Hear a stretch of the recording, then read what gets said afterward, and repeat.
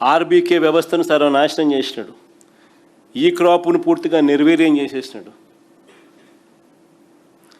2 ఏళ్లలో 540 మంది రైతులు ఆత్మహత్యలు చేసుకున్నారు. ఒక్కరికి ₹1 ఇలా. 540 మంది రైతులు ఈ 2 ఏళ్లలో ఆత్మహత్యలు చేసుకుంటే ఒకరికి ₹1 ఇలా. ఇవ్వకపోగా ఏమంటాడు, నిన్న కాడెద్దులు 2 నదిలో చనిపోతే ఈయనకు బాధ కలిగిందంట. 540 మంది రైతులు చనిపోతే ఆ రైతు కుటుంబాలను ఆదుకోవాలంటే, నీకు ఆదుకోవాలంటే మనసు రాలా, బాధ కలగాల నీకు. 2 కాడెద్దులు మాత్రం చనిపోతే నదిలో పడి కలెక్టర్కి ఈయన ఫోన్ చేసినాడంట. అది ఈనాడులో రాయడం, ఇలా పేపర్లలో రాయించుకోవడం. చెలించిపోయిన చంద్రబాబు కలెక్టర్కు ఫోన్ చేసి వెంటనే ఆ కాడెద్దులకు కాంపన్సేషన్ ఇవ్వండి అని చెప్పి కలెక్టర్ చెప్పాడంట.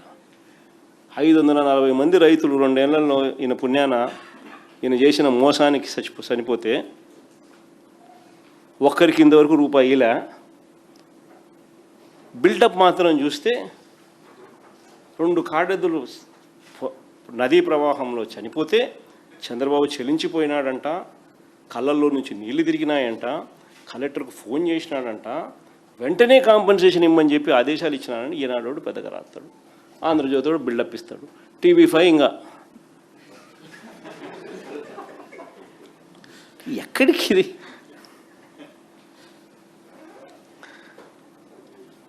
అయ్యో, చంద్రబాబు నాయుడు గారి పాలనలో నిజంగా రాష్ట్రంలో ఇవాళ ఉన్నది ఏమిటి అని అంటే, ఇసుక మాఫియా, మట్టి mafia, silica quads mafia, laterite mafia, ration బియ్యం మాఫియా, అమరావతి పేరిట అంతులేని దోపిడీ, రూపాయికి చెనిక్కాయలకు అప్పనంగా ఖరీదైన భూములు తమ వారికి ఇచ్చుకోవడము, అధిక రేట్లకు PPL చేయడము, ఎంఆర్పి కన్నా అధిక రేట్లకు తన వారి చేత బెల్ట్ షాపులు పెట్టించి సిండికేట్గా దాన్ని మార్చి లిక్కర్ మాఫియా. ఇది చాలన్నట్టుగా, ఇవన్నీ చాలవన్నట్టుగా ఇప్పుడు కొత్తగా ఏమంటున్నాడు, బీచ్లను కూడా వదలడంలా, బీచ్ షాక్స్ అంట.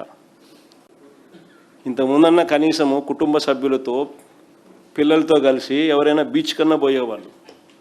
ఇప్పుడు ఆ కుటుంబ సభ్యులతో భార్య పిల్లలతో బీచ్కు పోవాలనంటే అక్కడ కనిపించేది ఏంది, బీచ్ షాక్స్.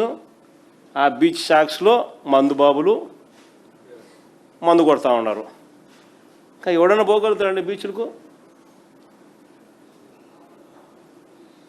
అది అభివృద్ధి అంట.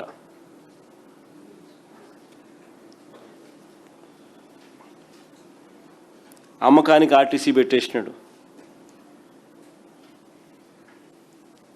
మనం తెచ్చిన కొత్త గవర్నమెంట్ మెడికల్ కాలేజీలన్నీ కూడా, మనం తెచ్చిన కొత్త పోర్టులు, ఫిషింగ్ హార్బర్లు అన్నీ కూడా ప్రైవేటైజేషన్, చెనిక్కాయలకు బెల్లాలకి.